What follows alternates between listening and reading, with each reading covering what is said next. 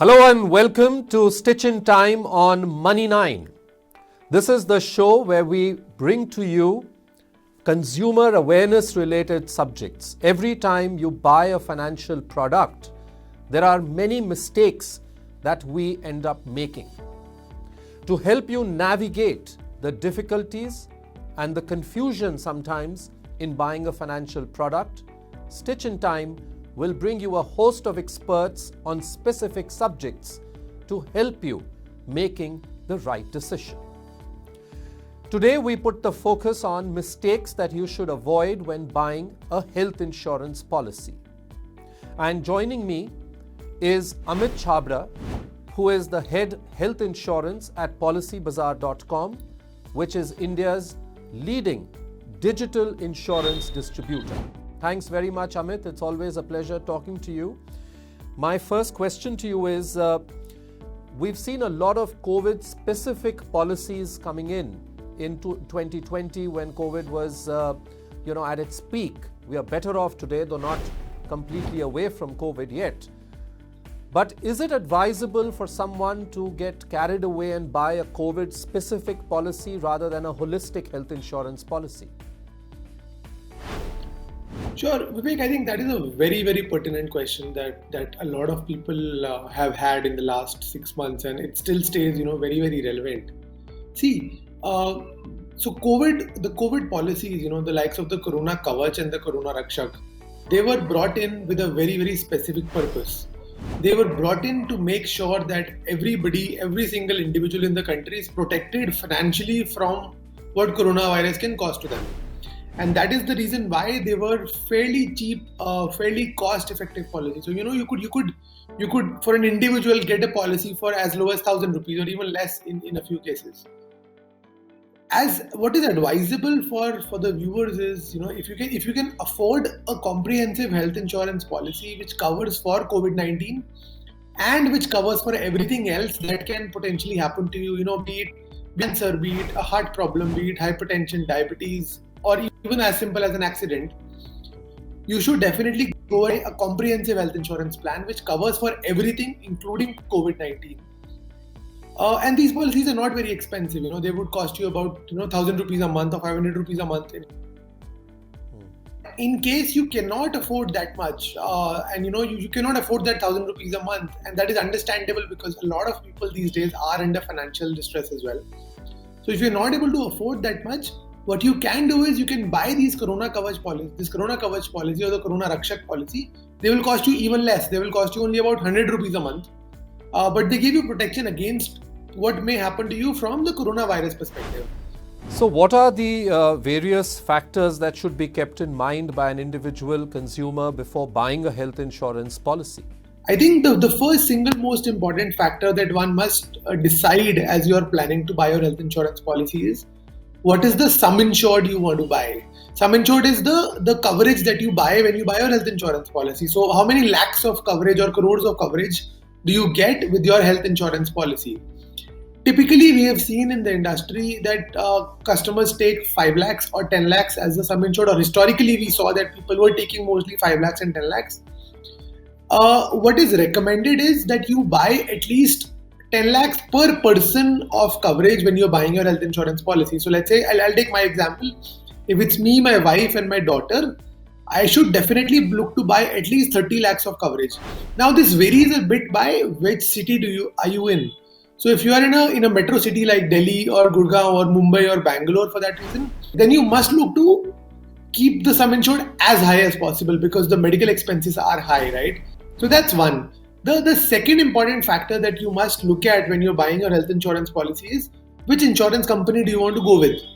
Now see, this is a very, very important decision to make because you're buying your health insurance policy today, but you may claim, hopefully you never claim, but in case you have to claim, that point may come 5 years or 10 years down the line. Now you must go with a company, with a brand which you trust the most, and you feel very confident and assured with the brand that they will give you the claim. Now one very easy way to look at it is to look at the claim settlement ratio. It's a very, very quantitative metric to look at, As in, of 100 claims that came to an insurance company, how many were settled by the insurance company, they were paid by the insurance company. The third decision that you have to make is look at the cashless network hospital list.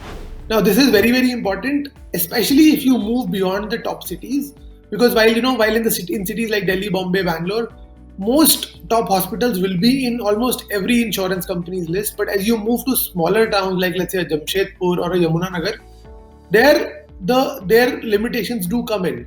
So just make sure that you check that your preferred hospitals lists are present in your insurance company that you're going for. Amit, we still keep getting lots of complaints from consumers.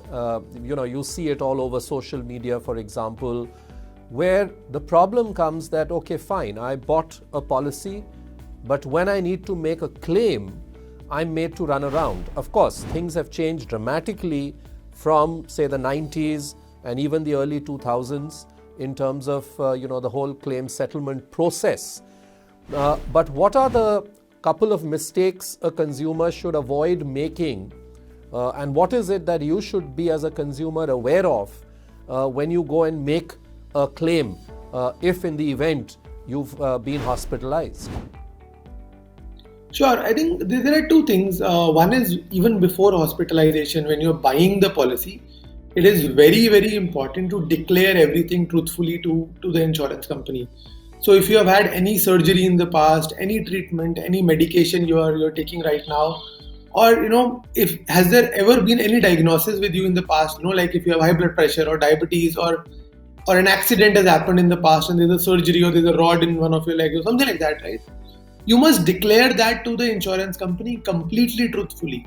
In the long run, what you will realize is, because of that, your claim may get denied, because it is called something called non-disclosure, which means you had something.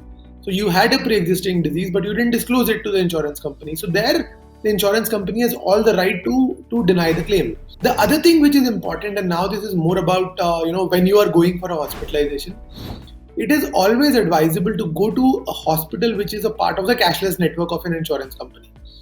The reason is, one, it's easier for you because you don't have to shell out money from your own pocket, and it's taken cashless.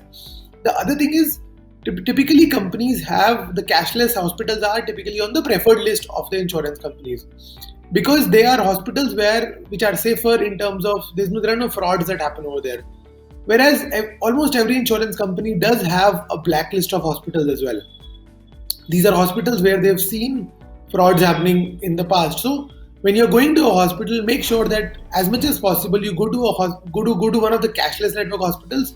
If you're not able to do that, it would be advisable to at least check with the insurance company or with the intermediary from whom you bought the policy, that I'm planning to go to this hospital and this is not one of the blacklisted hospitals. That's very, very important to understand. And I think just one more last point, because this is something which happens with a lot of customers.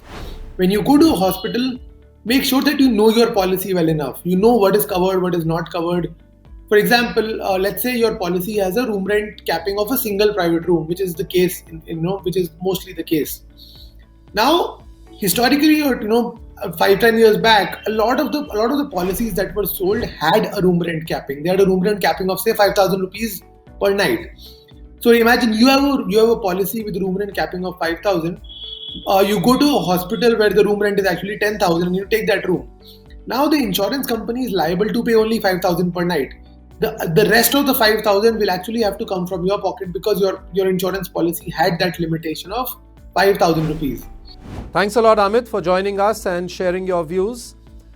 Well, that was all about health insurance. Of course, it's a very complex space, and we will keep coming back with lots more clarifications for you on what you can do as a consumer to make sure that you buy the right health insurance policy, and also help you avoid problems that may come up when you make a complaint.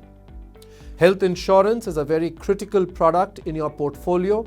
It's perhaps the first product that you must buy, and therefore it's very important that you research well and find out everything you can before you get yourself and your family covered for any health risk that may occur.